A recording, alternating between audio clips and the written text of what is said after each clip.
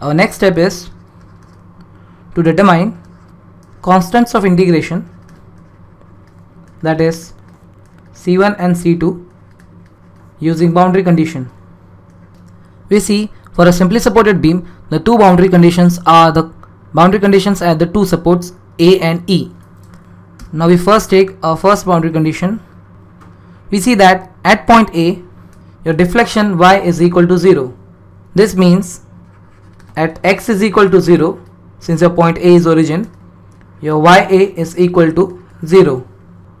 Now putting x equal to 0 and y equal to 0 in our deflection equation and considering up to first partition, since your point A is between point A and B, we have EI into y, which is 0, is equal to VA, which is 34 kilonewton, into x cube, so 0 cube upon 6, minus 12 into 0 to the power 4 upon 24, plus C1 into 0 plus C2 first partition. So upon solving this, we get the value of C2 as 0. Now let's take the second boundary condition, which is at point E. At point E, your deflection is again 0, since it is a support. This means at x is equal to 9 meters, your ye is equal to 0.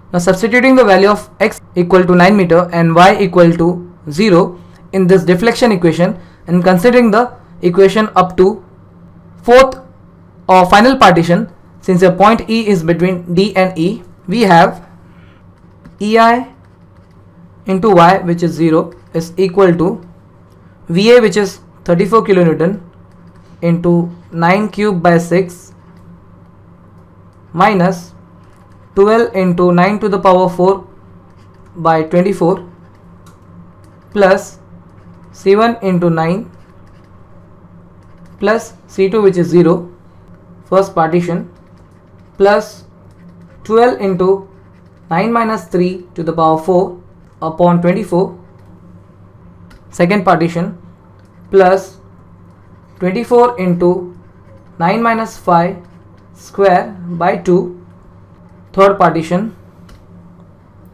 minus 30 into 9 minus 7 cube by 6, fourth partition.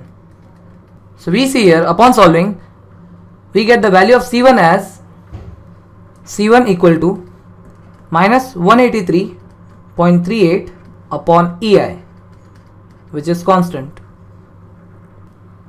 Now substituting the value of C1 and C2, the two constant of integration, in the slope and deflection equation and rewriting the equation, we have C1 equal to minus 183.38. Now substituting the value of two constant of integration, C1 and C2, in this slope and deflection equation and rewriting this equation, we have the final slope and deflection equation on the screen. Now next step is to find out whatever is asked. So we first find out a theta A, which will also be dy by dx at point A. So we consider the slope equation. Now putting the value of x equal to 0 in slope equation and considering equation up to first partition, since the equation up to first partition is valid between point A and B, we have EI into dy by dx at point A is equal to 34 into 0 square by 2 minus 12 into 0 cube by 6 minus 183.38, first partition.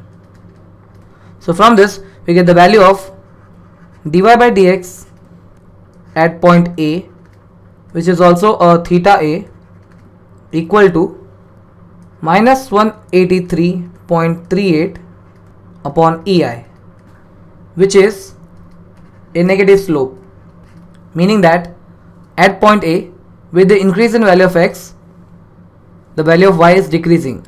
Next we determine theta e, which is also given as dy by dx at e. Now again consider this slope equation. Now putting x equal to 9 meter in slope equation and considering equation up to fourth partition, since equation up to fourth partition is valid between point D and E. So we have EI into dy by dx at E equal to 34 into 9 square by 2 minus 12 into 9 cube by 6 minus 183.38 first partition plus 12 into 9 minus 3 cube by 6 second partition plus 24 into 9 minus 5 third partition minus 30 into 9 minus 7 square by 2 fourth partition. So now upon solving we get the value of dy by dx at E, which is also your theta e, equal to 203.62 upon EI, which is a positive slope. That means at point E, with the increase in value of x, your value of y is increasing. So slope at point E will be in this manner.